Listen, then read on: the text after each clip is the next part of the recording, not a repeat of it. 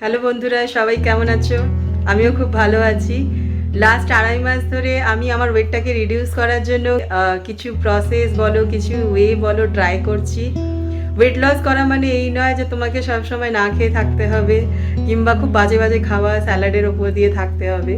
কিছু ক্ষেত্রে তুমি খুব সুন্দর খাবার খেতে পারো উইদাউট অয়েলও, এবং তুমি নিজের ক্রেভিংসটাকে স্যাটিসফাই করতে পারো। তো আজকে আমি 2.5 মাসের জার্নিতে 105 কিলো থেকে 88 কিলোতে রিডিউস করেছি, এবং তোমাদেরকে দেখাবো যে কী কী খাবার আমি খেয়েছি। তার মধ্যে আজকে যেটা আমি খাবো সেটা হচ্ছে শসার রায়তা, আর তার সাথে কিছু পনির কিউবস আছে, একটু চিংড়ি আছে। তো চলো তোমাকে দেখাই আজকে আমি কি আজকে খাচ্ছি, কি করে বানাই। এই দেখো, আমি শসার রায়তা করার জন্য এটাতে বাটিটাতে, এটা আমার বেসিক্যালি আমি একা খাবো না, আমার মেয়েও খাবে। ও খুব ভালোবাসে আমার সমস্ত যেগুলো আমি প্রিপেয়ার করি সেগুলো খেতে। তো আমি তোমাদের বলছি কীভাবে বানাচ্ছি।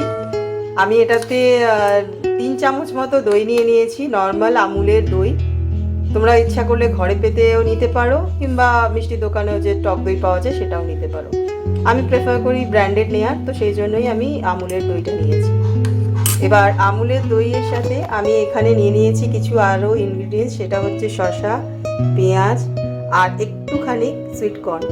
সুইটকর্নগুলো আমি একটু বয়েল করে নিয়েছিলাম, কোনো নুন টুন কিছু দিইনি। এবার আমি এগুলো সব মিক্স করে দেবো এটার মধ্যে।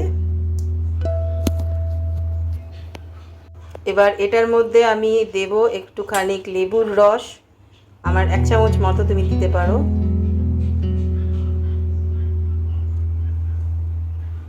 আর দেবো আমি একটুখানি, আমার ভালো লাগে, তোমরা অপশনাল হিসাবে এটা ইউজ করতে পারো, নাও দিতে পারো। আমি একটু চিলি ফ্লেক্স দেবো, আমার একটু ভালো লাগে, কারণ আমার মেয়ে চিলি ফ্লেক্সটা খেতে পারে কিন্তু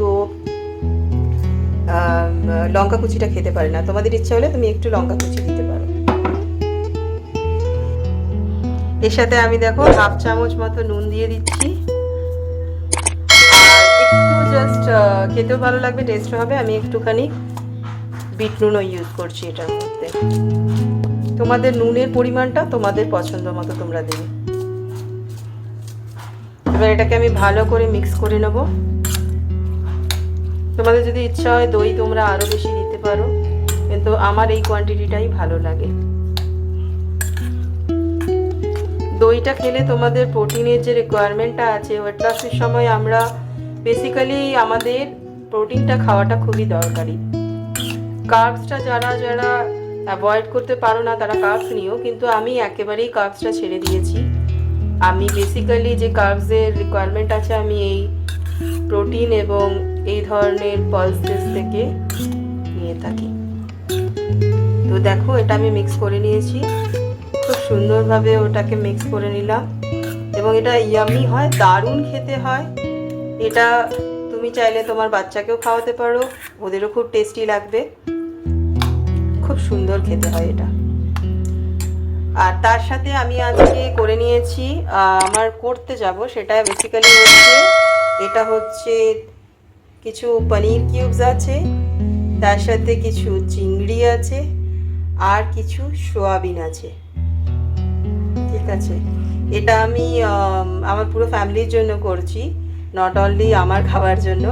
তো এটাতে আমি বেসিক্যালি দিয়েছি জিঞ্জার গার্লিক পেস্ট, আদা রসুন তোমরা পেস্ট করে নিতে পারো, পেঁয়াজও দিতে পারো।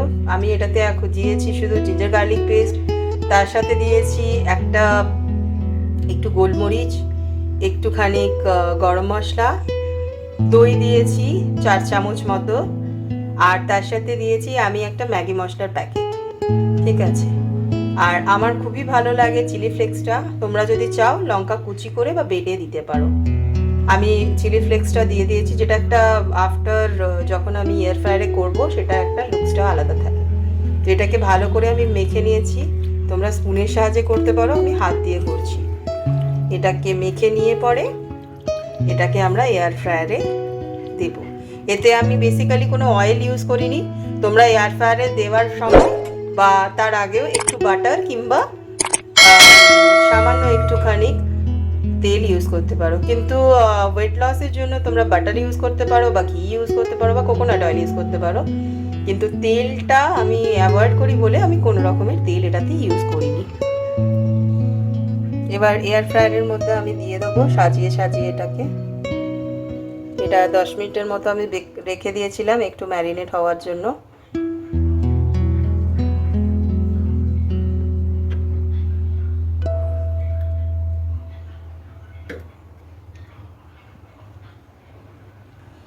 দেখো আমার এইভাবে আমি সাজিয়ে দিয়েছি জিনিসটাকে।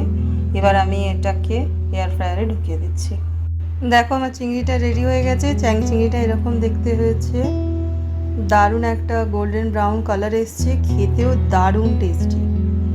আমি তোমাদেরকে পনিরটা আর সোয়াবিনটা দেখাচ্ছি। সোয়াবিনটা বেসিক্যালি গ্রিল হওয়া চলছে এখনও, আমি তোমাদেরকে দেখাচ্ছি। দেখো এটা এখনও এয়ার ফ্রায়ারে আছে, দারুণ একটা গন্ধ বেরিয়েছে। আমি কোনো অয়েল বা কোনো বাটার বা কিছু ইউজ করিনি এটাতে। তোমরা চাইলে একটুখানি বাটার অয়েল যেটা তোমাদের পছন্দ সেটা একটু ব্রাশ করতে পারো, নাও করতে পারো, আই ডোন্ট থিঙ্ক সো ওটা তোমাদের দরকার পড়বে। তো এটা হয়ে যাক। মিনওয়াইল আমি একটু স্যালাডও কেটে নিয়েছি। দেখো আমাদের দারুণ দেখতে পনির তার সাথে সোয়াবিনটা একদম রেডি হয়ে গেছে। চলো তাহলে খেয়ে নিই। তোমরাও ট্রাই করো বানাতে এবং আমাকে জানিও কেমন লাগলো। যদি ভালো লাগে থাকে তাহলে একটা লাইক অ্যান্ড সাবস্ক্রাইব করে দিও। Thank you.